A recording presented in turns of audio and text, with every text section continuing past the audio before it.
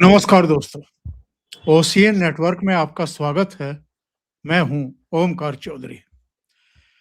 एक बहुत बड़ी खबर है, खास तौर से सनातन धर्मियों के लिए, बल्कि मैं तो कहूंगा कि कुल भारतीयों के लिए। और ये खबर ये है कि दीपावली को भी अब विश्व धरोहर के रूप में जो मूर्त धरोहरें हैं, उस लिस्ट में सूचीबद्ध कर लिया गया है। प्रधानमंत्री नरेंद्र मोदी के आने के बाद देखिए, ये गौर करने वाली बात है। कुंभ मेला, गरबा, दुर्गा पूजा, कलकत्ता की दुर्गा पूजा और योग, और अब ये पांचवी यानी दीपावली, इनको वैश्विक धरोहर में शामिल किया गया है। मेरे साथ जुड़ गए हैं अनुपम मिश्रा जी, उनका स्वागत कर लेते हैं। अनुपम जी, बहुत स्वागत है। नमस्कार। नमस्कार सर। कैसे देखते हैं अनुपम जी इसको? ये तो वाकई आपके नाम के अनुरूप अनुपम घटना है साहब। दीपावली, और आपसे जब बात हो रही थी तो आप कुछ टिप्पणी भी कर रहे थे। वो टिप्पणी आप ही के मुंह से दर्शक सुने तो बेहतर होगा। नहीं साहब, ठीक है, बहुत सुंदर बात है। और पहले भी हमारी तमाम परंपराएं इसमें शामिल हैं, इस सूची में। और जिसमें कि वेद पाठ तक शामिल है इसमें। बहरहाल,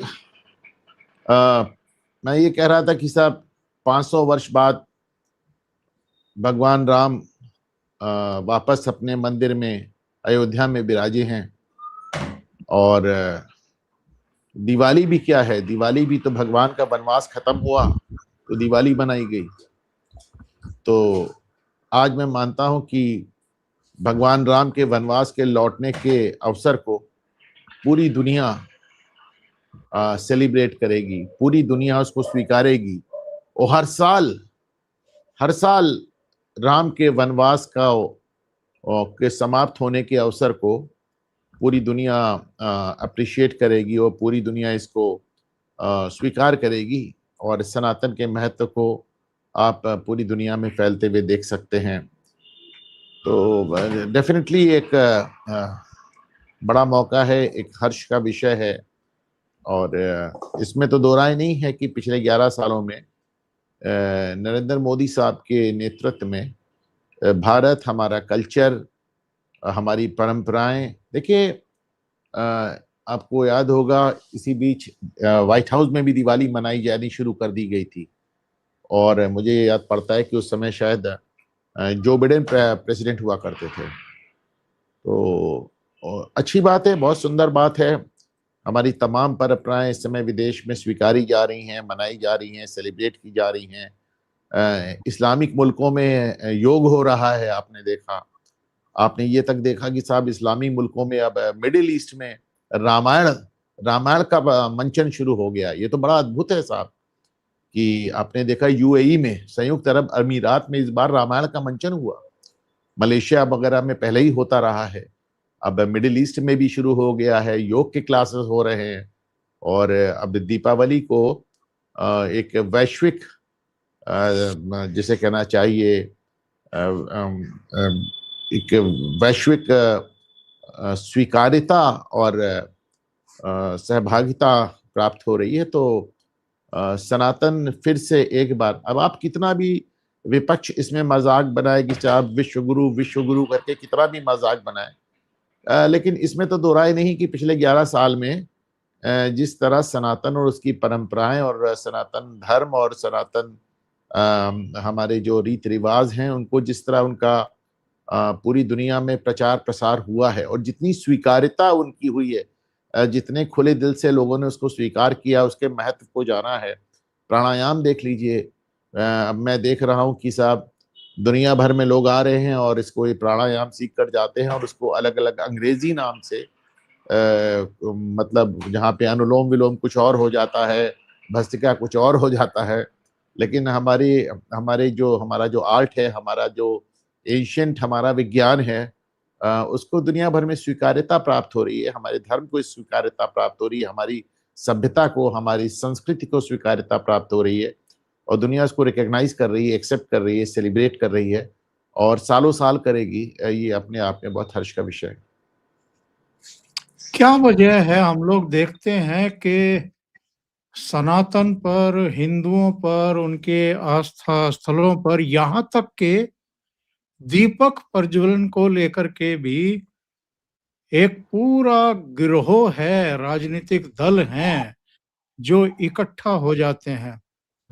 ये अनूठा है कि तमिलनाडु में एक जगह पर दीपक प्रज्वलन की एक प्रज्वलित करने की एक परमिशन दी गई कोर्ट ने और उसके जज के खिलाफ महाभियोग प्रस्ताव का नोटिस दिया। इसमें नोटिस दिए जाने के बाद के समय कानिमोझी भी मौजूद, सुप्रिया सुले, आपका प्रियंका वाड्रा और समाजवादी पार्टी, ये सब ये बढ़ चढ़ करके कोई सीख लेने को तैयार नहीं है, या इनको लगता है कि हिंदुओं का एक तो हिस्सा है जो हमारे साथ रहेगा और इनको लगता है कि मुस्लिमों और जो कास्ट सिस्टम अलग-अलग राज्यों में कुछ दलों के साथ है, उसके बेस पर हम राजनीति करते रहेंगे और हमारी नैया पार लगती रहेगी। तो इसके लिए क्या सनातनियों का हिंदुओं की आस्था का विरोध करना जरूरी है क्या? अब मैंने तो कल भी इसी पे शो किया था अपने चैनल पर। मैं तो देखकर इतना विस्मित हूँ, इतना हैरान हूँ। अब इसमें 2-3 बातें उठती हैं। पहली बात तो ये कि विपक्ष ये कह रहा है कि जो हाईकोर्ट जज उनके मन मुताबिक फैसला नहीं देगा उस पर वो महाअभियोग चला देंगे। कमाल की बात है। तो मैं आपको बता दूं कि जिस सिंगल जज के फैसले पर, जिस सिंगल जज पर ये महाअभियोग चलाया जा रहा है, उसके फैसले को मद्रास हाईकोर्ट की ही डिवीजन बेंच ने भी अप्रूव किया है। तो उन 2 जजों पर भी चला दो महाअभियोग। और अगर सुप्रीम कोर्ट से भी ये फैसला अप्रूव हो जाता है तो सुप्रीम कोर्ट के जजों पे भी चला दो महाअभियोग। कोर्ट पर दबाव बनाया ही जा रहा है। आपने देखा है कि मौलाना मदनी जैसे लोगों ने पहले कहा कि सुप्रीम कोर्ट सुप्रीम नहीं रही।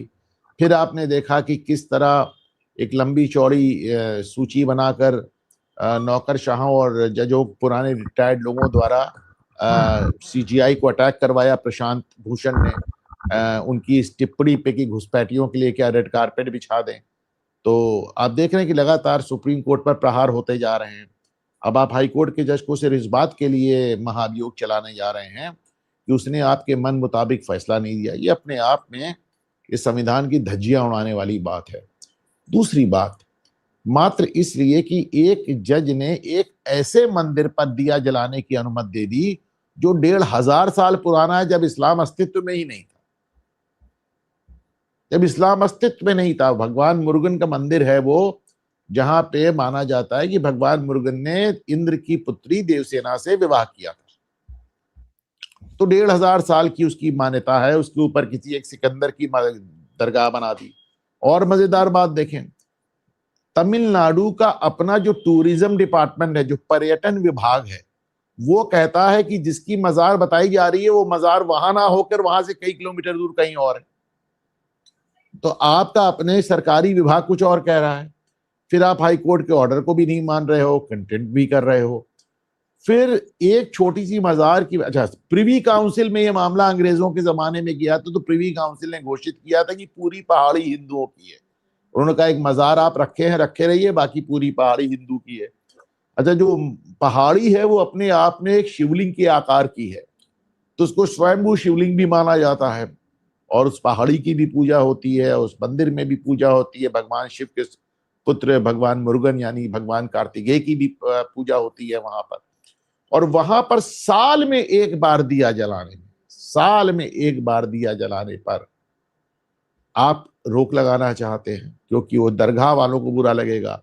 वो दरगाह वाले उस मंदिर के आसपास घूमकर इतने जमाने से मांस खाकर उसके वीडियो वायरल कर रहे हैं। तो ये तो मैंने आज इसको ट्वीट भी किया है कि भाई, डीएमके द्वारा ये किया जाना अपेक्षित था।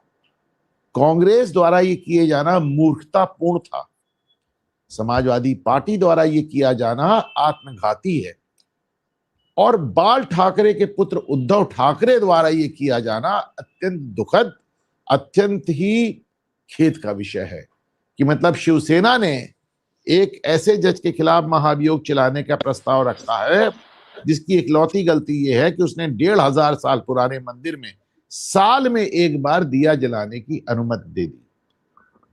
श्रृंगार गौरी जो कि यहाँ पे ज्ञान वापी ने आप देखते हैं, वहां पर मुलायम सिंह यादव ने पूजा रोक दी, रातों रात रोक दी थी, क्योंकि बाबरी के गिरने के, बाबरी ढांचा गिरने के बाद उन्होंने कहा ऐसा ना हो कि यहाँ पे भी ज्ञानवापी भी गिरा दिया जाए मस्जिद, तो उन्होंने वहां श्रृंगार गौरी की पूजा रोक दी थी। आज 30 साल बाद, 35 साल बाद कोर्ट की इजाजत से वहां पूजा हो रही है, तो तब तो किसी ने कुछ नहीं कहा, और यहाँ आपने सीधे हाईकोर्ट का फैसला ही बर्खास्त कर दिया। ये सिर्फ ये दिखाता है कि इससे बड़ा दोगलापन, इससे बड़ी मक्कारी, इससे बड़ा झूठ फरेब नहीं हो सकता कि जो लोग संस्थानों की रक्षा की बात कर रहे हैं, संविधान की रक्षा की बात कर रहे हैं, लाल किताब जेब में लेकर घूम रहे हैं, वो संविधान के तहत जितनी संवैधानिक संस्थाएं हैं उनकी धज्जियां उड़ाने पर आमादा है।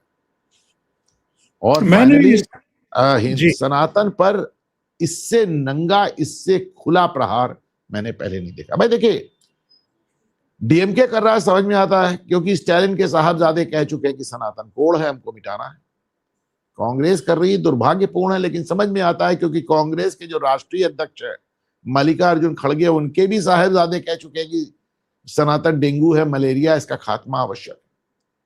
परंतु समाजवादी पार्टी के नेता अखिलेश यादव वहां मौजूद थे, उनकी पत्नी के, उनके सारे सांसदों के उस पर सिग्नेचर है, 110 सांसदों, 120 सांसदों के सिग्नेचर है। एक तरफ आप केदारनाथ मंदिर का रेप्लिका बनवा रहे हैं इटावा में, एक तरफ आप भगवान शिव का मंदिर बनवा रहे हैं, दूसरी तरफ भगवान शिव के जो शिवलिंग के आकार की जो पहाड़ी है उस पर दिया जलाने पर आप हाईकोर्ट जज का महाअभियोग चलाना चाहते हैं।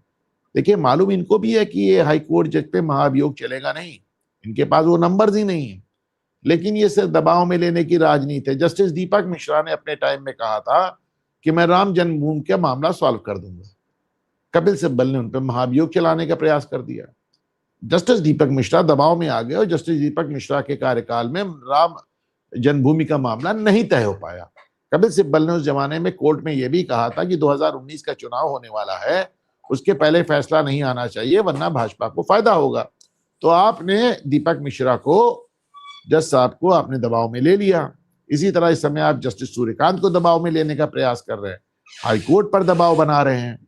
इसी तरह हमारे यहाँ जस्टिस शेखर यादव हुए हैं इलाहाबाद हाई कोर्ट में, तो उन्होंने साहब कुछ बातें कही थी, बड़ी लॉजिकल बातें कही थी, उसको लेकर भी इन्होंने महाअभियोग का नोटिस दे दिया। आपको मालूम है कि वो कठमुल्लापन को लेकर के कोई टिप्पणी, कठमुल्लापन के लेकर एक टिप्पणी की थी। तो कठमुल्लापन तो अपने आप एक मुहावरा भी है ना, वो एक फंडामेंटलिस्ट अप्रोच दिखाता है, बिल्कुल, तो लकीर का फकीर होना दिखाता है।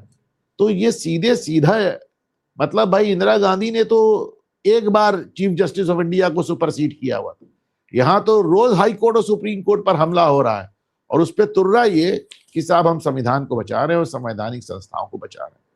बड़ा दुर्भाग्यपूर्ण है ओंकार सिंह। अनुपम जी, मैंने इस घटना का उल्लेख इसलिए किया है कि वहां तो एक दिया जलाने की बात थी और वो भी कोर्ट ने परमिट किया था, तो ये हाई कोर्ट के जज के पीछे पड़ गए। अगर यहाँ केंद्र में नरेंद्र मोदी ना होते, उत्तर प्रदेश में योगी ना होते, तो ये जो सरयू के किनारे हम लाखों दीपक जलते हुए देखते हैं, हर शुभ अवसर पर देखते हैं, केवल दीपावली का मोहताज भी अब ये नहीं रह गया है।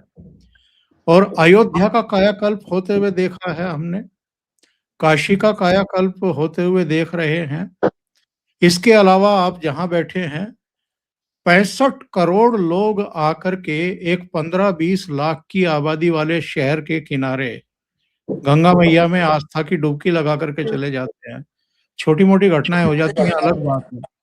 हमारी आबादी 60 लाख है साहब जी, मैं गलती सुधारता हूँ और माफी भी मांगता हूँ। प्रयागराज के आबादी 60 लाख है। प्रयागराज के लोगों से माफी भी मांगता हूँ। तो मेरा कहना ये है कि साहब इतनी इतनी बड़ी घटनाएं क्या होती अगर मोदी प्रधानमंत्री ना होते और योगी मुख्यमंत्री ना होते। और जो जो मैं बता रहा था, कुंभ मेले को, गरबा को, दुर्गा पूजा को, योग को और अब दीपावली को, इनको वैश्विक मान्यता मिलती, इनको धरोहर के रूप में शामिल किया जाता, ये कभी होने देते? तो देखिए, सिलसिलेवार बात करें, अगर मोदी प्रधानमंत्री नहीं होते तो इनमें से कोई बात नहीं होती, बात ही खत्म। यदि मोदी प्रधानमंत्री नहीं होते तो योगी आदित्यनाथ को मुख्यमंत्री कौन बनाता? यदि मोदी 2019 या 2024 का चुनाव हार गए होते तो कांग्रेस सरकार योगी सरकार को बर्खास्त कर देती। किसी मुगालते में ना रहे, वो चलने ही नहीं देते, ना योगी को चलने देते, ना हेमंत बिस्वा शर्मा, वो तमाम सरकार थे भाई। 1992 में बाबरी का ढांचा गिरा था अयोध्या में, और भाजपा सरकारें गिर गई 4 सरकार में, 4 राज्यों में। इसका क्या सेंस था? ये तो चलने ही नहीं देते भाई, वो तो जाने दें।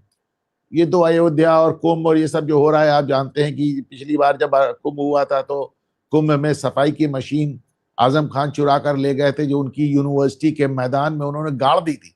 मतलब इस्तेमाल भी नहीं कर रहे थे, गाड़ दी थी कि सफाई ना हो पाए। सोचो, अखिलेश यादव ने तो यहाँ पर कुंभ मेले का पूरा इंचार्ज आजम खान को बना दिया था, आजम खान जैसे कट्टरपंथी नेता को।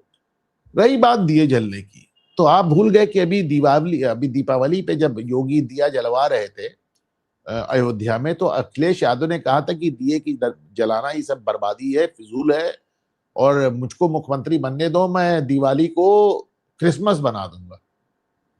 आपको याद है उन्होंने कहा था। और उसके बाद उत्तर प्रदेश में जो ये कुम्हार समाज है, ये बहुत ज्यादा नाराज हो गया था, फिर वो बात गोलमोल करने लगे। तो वो तो पहले से दिए उसका, उन्हें तो हर उस चीज से नफरत है जिसमें सनातन की बू भी आती हो उनको, उसे क्या किया जाए साहब। तो आप देखें 6 दिसंबर को वो फतेहपुर सीकरी पहुंच जाते हैं, अखिलेश यादव, डिम्पल यादव, जया भादुड़ी, और लेकिन राम मंदिर का बुलावा नहीं आया तो इसलिए नहीं गए। तो मतलब राम मंदिर तब जाएंगे जब भगवान का बुलावा आएगा, और अल्लाह का बुलावा रोज आ रहा है, तो इसको क्या कहा जाए भाई। आजकल तो पत्नी को भी साथ लेकर के मस्जिदों में जा रहे हैं, मजारों पर जा रहे हैं। इस बार नहीं, इस बार उन्होंने सुधारा उसको। पिछली बार मस्जिद में चले गए थे डिम्पल यादव को लेके, तो मौलानाओं ने बड़ी आफत मचा दी थी, वो बड़े अश्लील कमेंट कर दिए थे। तो इस बार वो अपना समाजवादी पार्टी का लोकल औरंगजेब भी साथ में ले गए थे, जया भादुड़ी। उन्हें मालूम था कि अगर इस बार कुछ हुआ तो जया को आगे कर देंगे। और जया भादुड़ी जिस बदतमीजी से बात करती हैं और जिस तरह के जुबान का प्रयोग करती हैं, उनको लगा कि कोई मौका आएगा तो जया भादुड़ी को आगे कर देंगे, वो निपटेंगी। वरना जया भादुड़ी के लिए जाने का कोई सेंस नहीं था ना। लेकिन 3 तिगाड़ा काम बिगाड़ा भी तो होता है। अगर आप 3 जाएंगे तो दिक्कत होगी, किसी एक और को पकड़ लिया जाए। चलिए, अब देखिए, काम तो उनका बिगड़ ही रहा है, बात उनको समझ में नहीं आ रही है। अपनी गलतियों, बिहार की गलतियों से कोई सबक लेने को तैयार नहीं है। सारी दिक्कत ये होती है कि भाई चुनाव दर चुनाव आप हारते रहते हैं, पर हारे हुए चुनावों से कोई सबक नहीं लेते हैं आप, कोई सबक नहीं लेते हैं आप। देखिए, 2024 में प्रधानमंत्री नरेंद्र मोदी के राजनीतिक जीवन काल में ये पहला अवसर था कि वो पूर्ण बहुमत पाने से चूक गए, परंतु उन्होंने अपनी गलतियों से सबक लिया, और उसके बाद वो सबक आपको दिल्ली में नजर आया, हरियाणा में नजर आया, महाराष्ट्र में नजर आया, बिहार में नजर आया। तो आपको सबक चारों तरफ नजर आया, पर यहाँ आप अपनी गलतियों से सबक लेने को तैयार नहीं है, और कभी किसी चीज का दोष, कभी किसी चीज का दोष, क्या कहा जाए। अभी आपने अनुपम जी सीजेआई का जिक्र किया था, सूर्यकांत जी का, उनकी टिप्पणी का जिक्र किया, और उस पर जो कुछ लोगों ने आपत्तियां की वो सुर्खियां बनी हैं पिछले दिनों। अभी 44 पूर्व जजों ने एक बयान जारी किया है। वो तो आज जारी किया। जी हाँ, आज जारी किया है।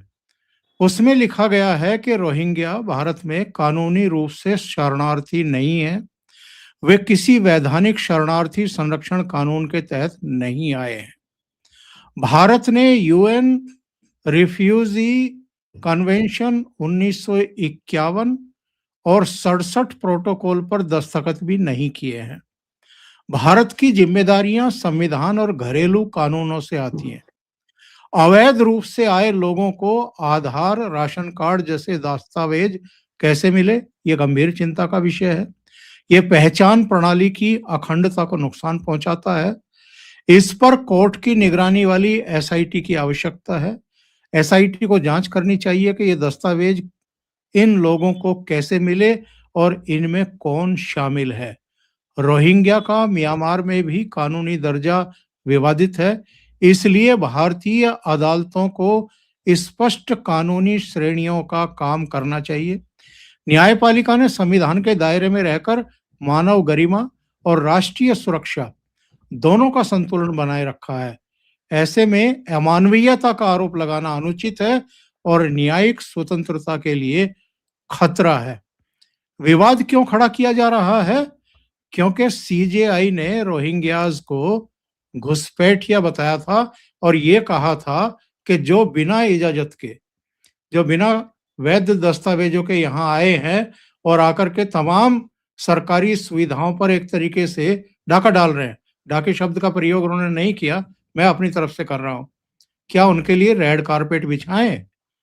तो ये कौन लोग हैं जो रोहिंग्याज के लिए रेड कारपेट बिछाने को तैयार हैं और सीजेआई के खिलाफ इस हद तक आगे जाकर के उनका मानवर्धन कर रहे हैं? अब देखिए साहब, ये तो बड़ी एक, फिर मैंने कहा ना कि बड़ी नंगेपन की राजनीति शुरू हो गई। एक बड़ी मोटी सी बात है कि रिफ्यूजी वर्ड बड़े हल्के तौर पर इस्तेमाल किया जाता है। शरणार्थी वर्ड एक बहुत ही आम बोलचाल की भाषा में प्रयोग किया जाता है। कोई यूं ही शरणार्थी नहीं हो जाता। शरणार्थी बाकायदा सरकार आपको डिक्लेयर करती है। जिस देश में आप जाते हैं वो देश आपको शरणार्थी का स्टेटस देता है। और जैसा कि भी आपने इस चिट्ठी का जिक्र किया, ये जो यूएन कन्वेंशन है, हम उसके सिग्नेटरी ही नहीं है। हमने उस ट्रीटी पर साइन ही नहीं किया, उस कन्वेंशन को माना ही नहीं। हमें कोई बाध्य कर ही नहीं सकता शरणार्थी लेने को। ये जितने हैं इनमें से एक भी शरणार्थी नहीं घुसपैठिया।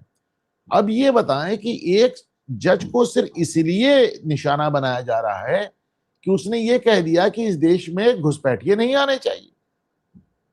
अरे भाई, इसीलिए तो फौज होती है, इसीलिए तो बीएसएफ होती है, इसीलिए तो पूरा सरकारी अपरेटस होता है।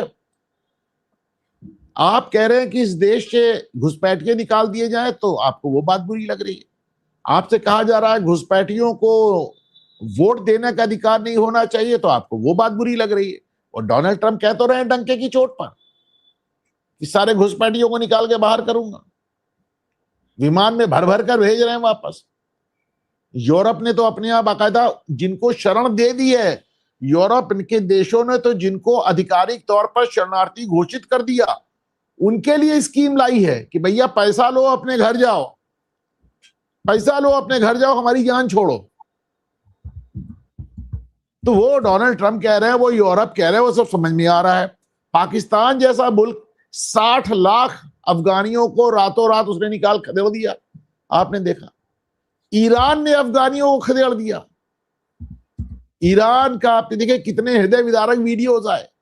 पाकिस्तान ने खदेड़ दिया, बर्मा ने खदेड़ दिया, अमेरिका खदेड़ रहा है, यूरोप खदेड़ रहा है। और हमसे कहा जा रहा है कि साहब आप शरणार्थी मतलब घुसपैठियों को शरणार्थी मान लो, उनको आप आधार कार्ड दे दो, उनको आप राशन दो, उनके बच्चों को पढ़ाओ और उनको वोटिंग अधिकार भी दो। ये किस तरह की बकवास हो रही है भाई, इसका तो कोई सरपैर ही नहीं। और एक जज ने कह दिया तो उसके पीछे हाथ धो के पड़ गए। क्या कहता जज? अखिलेश यादव कह रहे हैं कि साहब 5 करोड़ नाम काटे जा रहे हैं। कहां से सूचना आ रही है अखिलेश यादव के पास? उनके मुंह में घी शक्कर भाई, उनके मुंह में घी शक्कर, ऐसा ही हो, क्या कहे। अभी 2-3 दिन पहले कह रहे थे कि 3 करोड़ काटे जा रहे हैं। आज एक नई फिगर मैं उनके मुंह से सुनने को मिली है कि 5 करोड़ नाम काटे जा रहे हैं। पर अगर अयोग्य हैं, अगर यहाँ भी घुसपैठिए हैं जिनके लिए डिटेंशन सेंटर बनवा रहे हैं, बनवा ही दिए हैं योगी जी ने, पुलिस को लगा दिया है कि भाई जरा पड़ताल तो करो, ये इधर-उधर जो बंजारे के तौर पर के रूप में पड़े हुए हैं टेंट झोपड़पट्टियों में, ये कहाँ के हैं, कैसे हैं? लखनऊ में, आपके प्रयागराज में, दूसरी जगहों पर जो सफाई कर्मचारी के तौर पर लगाए गए हैं, उनकी पड़ताल करवाई जा रही है। अरे भाग गए, सरकारी नौकरी छोड़ के भाग गए। लखनऊ से नगर निगम से 160 सफाई कर्मचारी भाग खड़े हुए। आज आप कह रहे हैं कि डिटेंशन सेंटर क्यों बना रहे हो, कल कहेंगे जेल क्यों खड़े हैं, परसों कहेंगे पुलिस क्यों है। कमाल के ऑब्जेक्शन कर रहे हैं। मैं तो कह रहा हूं ना, मैं अपनी इतनी लंबी पत्रकारिता में इस तरह के कभी मैंने तर्क ही नहीं सुने कि डिटेंशन सेंटर क्यों बना रहे हो, घुसपैठियों को क्यों निकाल रहे हो, घुसपैठियों को वोट देने का अधिकार क्यों नहीं दे रहे हो। इस तरह के तर्क तो मैंने अपने जीवन में नहीं सुने।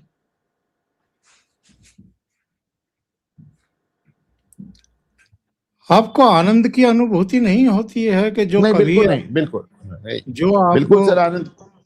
जो आपको कभी सुनने को नहीं मिल रहा, वो अब सुनने को मिल रहा है। बहुत दुख होता है सर, बहुत कष्ट होता है, बहुत कष्ट होता है। ये जो सिग्नेचर कर रहे थे हाईकोर्ट जज के खिलाफ महाअभियोग के लिए, उसमें ओवैसी की पार्टी और इंडियन यूनियन मुस्लिम लीग को छोड़ दिया जाए तो बाकी सब सनातनी ही तो हैं। और वो एक सनातनी दिया जलाने पर जज को हटाने के लिए महाअभियोग चला रहे हैं। जब मैं सोचता हूं बाल ठाकरे जैसे आदमी का बेटा, जो बड़े गर्व से कहते थे कि बाबरी मस्जिद तो मेरे शिवशानकों ने गिराई है, उनका बेटा आज कह रहा सनातन में दिया नहीं जलना चाहिए। इसमें क्या आनंद लूं सर, कष्ट होता है, बहुत दुख होता है। आनंद मैं इस मायने में कह रहा हूं, अपना ही थूका हुआ अगर कोई चाटता हुआ दिखाई दे। एक तरफ आप कहते हैं कि हम संविधान के लिए लड़ रहे हैं, दूसरी तरफ आप अपने कृत्यों, अपने बयानों से संविधान की रोज धज्जियां उड़ा रहे हैं। आप मानने को तैयार नहीं है संविधान को। ये नाटक, नौटंकी और पाखंड कब तक बर्दाश्त करेगी जनता? और मुझे तो तो कई बार लगता है कि अरे लोगों ने कहां बर्दाश्त कर रही है ओंकार सर, कहां बर्दाश्त कर रही है। 2014 से 2025 के बीच में 11 साल में 100 चुनाव हार गए आप लोग, पर अकल नहीं आ रही है, कहां बर्दाश्त कर रही है। लेकिन ये है कि वो कभी कभी जनता को ही बेवकूफ बता दिया जाता है, कभी ईवीएम गड़बड़, कभी चुनाव आयोग गड़बड़, जुडिशरी गड़बड़, जनता गड़बड़, लोग जो वोट नहीं दे रहे हैं वो गड़बड़, ये देश गड़बड़, सब गलत है, सिवाय ये कुछ शहजादों के जो अपने अपने बाप की गद्दी पे बैठने के लिए इस कदर बेताब है। आपको नहीं लगता कि ये आने वाले कल में मतदाताओं को भी रिप्लेस करने की मांग कर सकते हैं कि यहाँ के मतदाता हमें पसंद नहीं है? भाई मांग कर दी, ओंकार सर कैसी बात कर रहे हैं, मांग तो हो गई ना। जब वो कह रहे हैं घुसपैठियों को मताधिकार दो, तो मांग तो हो गई ना। जब आप लाखों लाख करोड़ों घुसपैठियों को आप मताधिकार देने की बात करते हैं, तो आप तो यही कर रहे हैं ना, आप मतदाता बदल रहे हैं। बात तो सही है। और ये जो राहुल गांधी फिर विदेश जा रहे हैं संसद सत्र के ठीक बीच में, कोई इमरजेंसी ही होगी अनुपम जी? जो नेता प्रतिपक्ष 20 संसद सत्र में विदेश यात्रा पर जा रहे हैं। अब ये तो मैं क्या बोलूं, मतलब अच्छा ये पहले मैं फिर भी समझता हूँ एक बहुत बड़ा सुधार है। आमतौर पे पहले ये होता था कि ये पार्लियामेंट सदन जिस दिन सत्र शुरू हो रहा होता था उसके 1 या 2 दिन पहले चले जाते थे। तो ये तो इस बार तो कम से कम बीच सत्र में जा रहे हैं, पहले तो सत्र शुरू होने के पहले ही निकल लेते थे। अच्छा और एक बात भाषण भी दिया। जिस आदमी ने इतना लड़के नेता विपक्ष का पद लिया है, वो आदमी सदन छोड़ के जर्मनी जा रहा है, क्यों जा रहा है? वहां जाके वो जर्मनी की जेनजी से बात करेगा। कमाल के लोग हैं।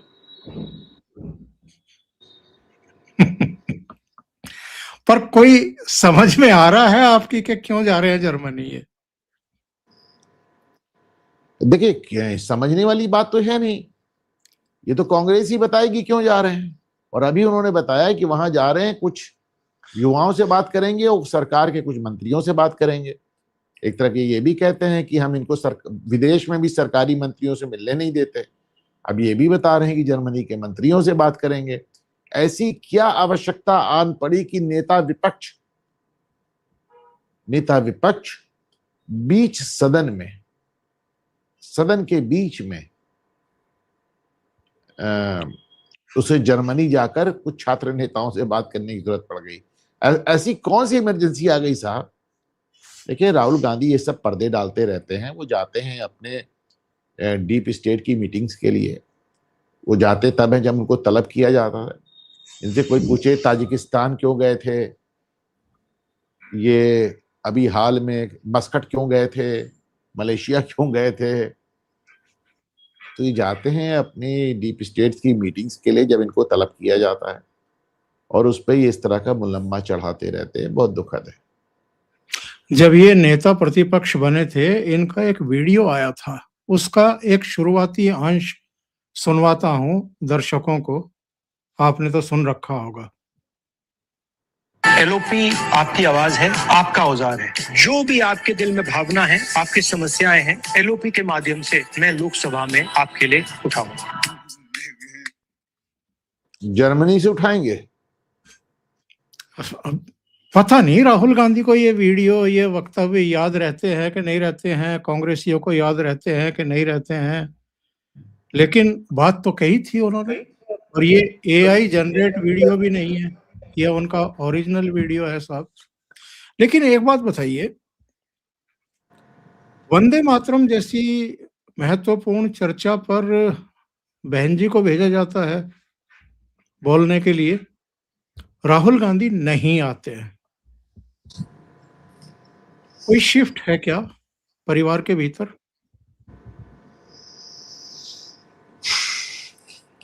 राहुल गांधी आज तक किसी चर्चा में उन्होंने हिस्सा नहीं लिया। इसका मोटा सा अर्थ ये समझिए, राहुल गांधी उस विषय पे बोलते हैं जिस विषय पे वो बोलना चाहते हैं।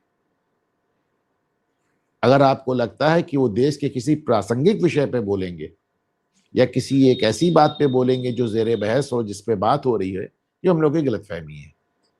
राहुल गांधी खुद तय करते उन्हें किस मुद्दे पे बोलना है। वो आए, वोट चोरी करा और उन्होंने निकल गए, तो खुद ही तय करते ना। आपने देखा कि उन्होंने तो 370 जैसे मुद्दे पे किसी और को लगा दिया। वो तो आजकल तमाम मुद्दों पे अपने एक जगह गौरव गोगोई को लगा देते हैं, बड़े बड़े मुद्दों पे। तो राहुल गांधी को आप नहीं बता सकते ना कि वो किस पे बात करें। आपके ऊपर किसी भी चर्चा हो रही हो, हमारा नहीं मन है, हमारा मन जिस बात पे हम उस पे बोलेंगे, और उसके बाद उठेंगे चले जाएंगे विदेश। मतलब ये बड़ा एरेटिक बिहेवियर है, वेरी अनफॉर्चुनेट, क्या कहा जाए। अनुपम जी, बहुत बहुत धन्यवाद इतना समय निकालने के लिए, बहुत महत्वपूर्ण मुद्दों पर चर्चा करने के लिए, और बीच में मुझे करेक्ट करने के लिए भी, क्योंकि मैं लगातार मीडिया में कुछ इस तरह की बातें सुन रहा था प्रयागराज के बारे में कि बहुत कम आबादी है, 15-20 लाख की आबादी लोग बता रहे थे।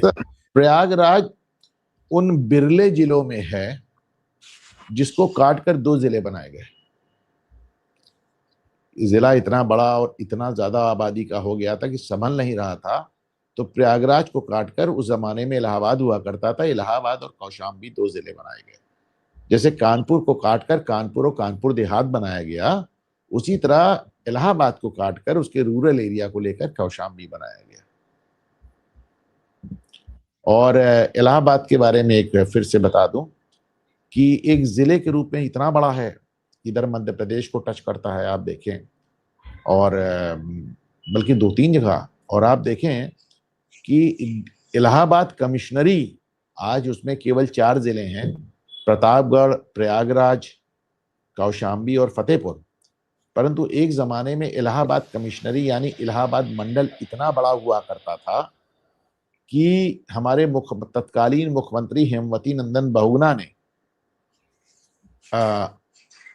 आपके मुख्यमंत्री, आप हरियाणा से आते हैं सर, आप नहीं, तो मैं मुख्यमंत्री तक पश्चिमी उत्तर प्रदेश के मेरठ से हूँ। पश्चिमी उत्तर प्रदेश मेरठ से, अच्छा चलिए, मुझे लगा था आप हरियाणा से हैं। तो नहीं, तत्कालीन हरियाणा के मुख्यमंत्री देवीलाल से कहा था कि देवीलाल जी, आपका प्रदेश जितना बड़ा है उतने बड़े एरिया पे मेरा सिर्फ एक कमिश्नर बैठता है, सिर्फ एक मंडलायुक्त बैठता है। तो बड़ा है, विशाल है।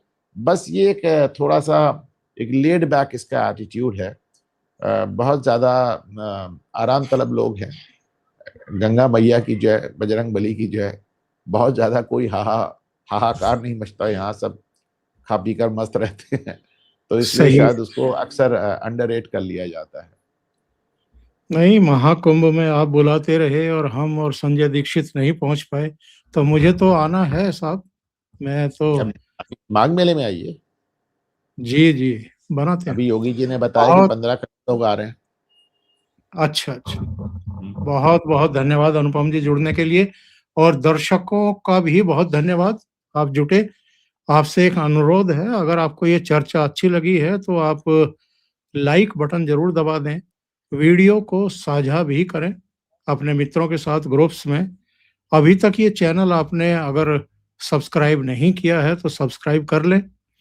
अनुपम जी का चैनल है घूमता आईना, रोज सर, शाम को अगर आप लाइव। मुझे इस प्रोग्राम में 1 मिनट मुझे और दें कुछ, तो मैं जी, कुछ और भी अर्ज करना चाहूंगा। जी, जी। मेरे सामने आपका हम वीडियो चल रहा है और मेरे फोन पे भी चल रहा है। तो मैं 2-1 प्रश्नों का जवाब दे दूं, अगर आप मुझे 2 मिनट जी हाँ, का जी हाँ। वक्त दें तो। जी हाँ, जी हाँ। एक तो राज सिंह जी हैं, हमारे रेगुलर व्यूअर हैं, घूमता आईना में, कह रहे हैं इज दिस लाइव और रिकॉर्डेड? तो भाई लाइव चल रहा है राज जी। और राज जी ने हारिए ना हिम्मत बिसारिए ना नाम का नारा भी लगाया है, अच्छा लग रहा है देख के। और दूसरे एक हमारी पुरानी व्यूअर हैं स्नेहा, तो उनका कहना है कि मैं अपने चैनल पर उनके प्रश्नों का जवाब नहीं देता और अपने कुछ खास लोगों का ही जवाब देता हूँ। मेरा कोई खास नहीं है स्नेहा जी, मैं तो किसी को जानता तक नहीं हूँ। और जिनका ये जिक्र कर रही हैं कोई टैक्सन, तो वो एक बार में कई क्वेश्चंस करते हैं, तो एक आध क्वेश्चन, अच्छा एक साथ इधर सर, जब मैं लाइव कर रहा हूँ तो 4-4 5-5 हजार लोग लाइव जुड़ जा रहे हैं, और जी, उसमें सब एक बार में कई हजार सवाल आ रहे हैं, और वो इतनी तेज चलता है कि मुझे नजर नहीं आता। तो स्नेहा जी कह रही हैं आप मेरा सवाल नहीं लेते वगैरह वगैरह। तो मैं इनको सिर्फ ये कहना चाह रहा हूँ कि साहब, जो प्रश्न मेरे सामने पड़ते हैं मैं उनका जवाब देने का पूरा प्रयास करता हूँ, या अन्यथा ना लें। बिल्कुल सही है। अनुपम मैंने जी का आपके शो का इस्तेमाल कर लिया अपने चैनल के व्यूअर्स को जवाब देने के लिए। Thank you. नहीं, वो सही है, सही है। मैं एक्चुअल में अब अपने वो हैं, बहुत सारी ये जो आरोप तराशी होती है, कंट्रोवर्सी खड़ी करने की कोशिश की जाती है, मैं तो इसी से बचने के लिए आमतौर पर जवाब नहीं देता हूँ। और आप लोगों की हिम्मत है, मैं आपकी प्रशंसा भी करता हूँ, और अमित झा जी को भी नमस्कार। हाँ आपके सर। सजग दर्शकों की भी, कि वो खुल कर के अपनी बात रख बहुत रहे लड़ते हैं। हैं सर, बहुत लड़ते हैं, मुझे बहुत बहुत लड़ते हैं, और मुझे तो अच्छा लगता है सर। मुझे तो बड़ा इससे एक बड़ी अपनत्व की फीलिंग आती है। जी। और मेरे ख्याल से एरोगेंट मुझे कहने वाली तो स्नेहा जी इकलौती हैं। मैं कहाँ साहब, क्या एरोगेंस है आप बताएं। बाकी मुझसे लड़ते हैं मेरे दर्शक, मुझसे झगड़ा करते हैं, आपने मेरा सवाल नहीं लिया, आपने ये नहीं किया, आपने वो नहीं किया। एक एक सवाल वो कई कई दिन दोहराते हैं, जब तक मैं उसका जवाब ना दे दूं तब तक मेरा पीछा करते हैं। तो मुझे तो सब बड़ा अपना तो फील होता है, क्या बताएं। Thank you so much. बहुत बहुत धन्यवाद अनुपम जी, और दर्शकों से अनुरोध, घूमता आईना को सपोर्ट करें, और सपोर्ट करें मतलब सब्सक्राइब करें। बहुत बहुत धन्यवाद। Thank you so much. नमस्कार। नमस्कार।